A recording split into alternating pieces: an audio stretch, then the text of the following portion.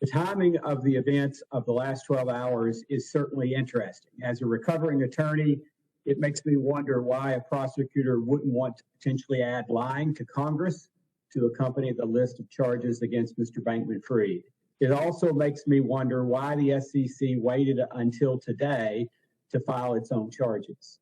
Frankly, Chair Gensler has failed at his job, and worst of all, he has failed to protect investors, which is one of the key components of the SEC's tripartite mission. Similarly, while he has been asleep at the wheel, the Democratic majority has failed to have him to testify before this committee for over 14 months, which I believe is a disservice to investors. I hope that in a few weeks that we in the new Republican majority will finally start to hold the Biden administration accountable for their failures.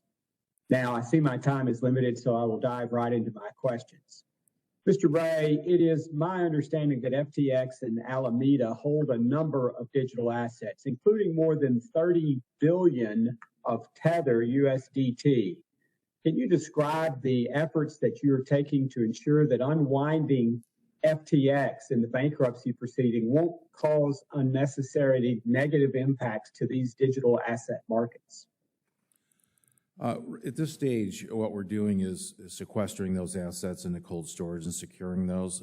We have not embarked on any sort of liquidation process related to those crypto assets.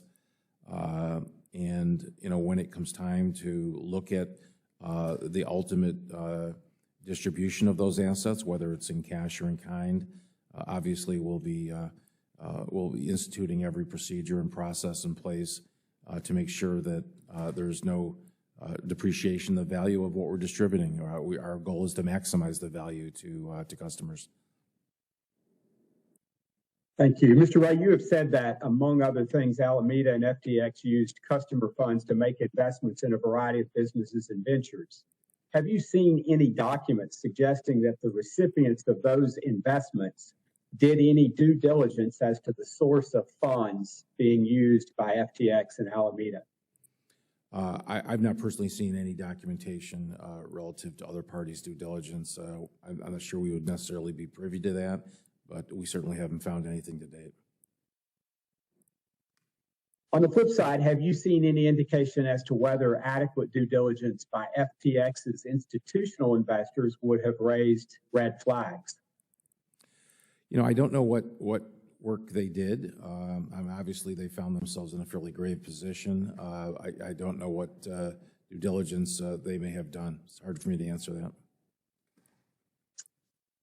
Is there any indication as to whether any potential investors before the events in November took a pass on investing after taking a hard look at FTX?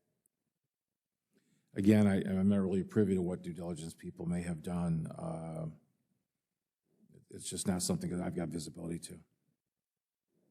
So I from owning a company myself and both responding to due diligence requests and making them as we looked at companies, we kept significant records of the due diligence, both that we requested and that we responded to. Are you seeing evidence that any such records were being kept by FTX? Not that I'm aware. Again, part of my testimony is that the company's record keeping was very minimal. Even as to some of the investments, we don't even have the complete transactional documents that govern the investment itself. So I think that speaks somewhat for your question.